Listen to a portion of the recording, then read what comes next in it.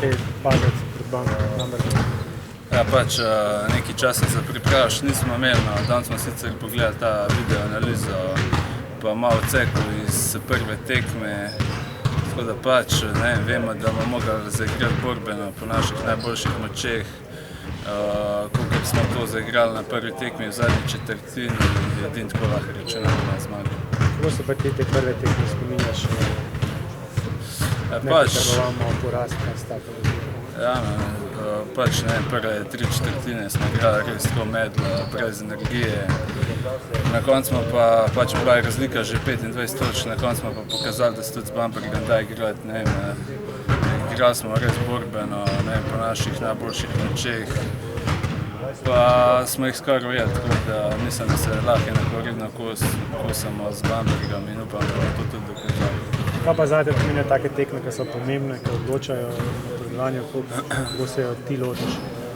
Ne vem, zdaj pač ne obrenujem se s tem, je pomembno, da ni. Pač vsako tekmo skušaš igrati po najboljših močeh in upaš na najbolj.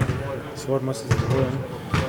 Pač ne, zadnje tekme sem igral nekaj malo slabše, zadnjo proti, s to zadnjo proti, s kim smo že igrali. Zadnjega sem pa ne, mladši. Veš, s kom v sredo igrate? Pa vem, ne.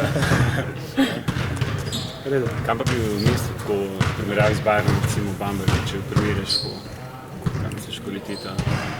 Težji bo mogoče malo lažje? Težko je primerjati, tudi Bamberg je eno tekmo zmagal Bayern za 20, drugo je pa izgubil za 40, tako da ne vem, to je res težko primerjati. Kaj pa način igre, mogoče kaj manj ustreza v Bambergu?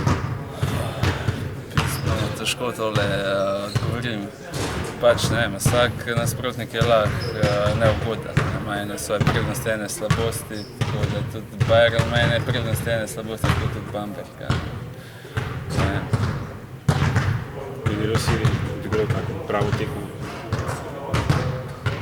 Nekaj časa, ko si bil celo tekmo tako na nivoju? Ja, ne. Ja, pač enkrat igraš malo boljše, enkrat malo slabše.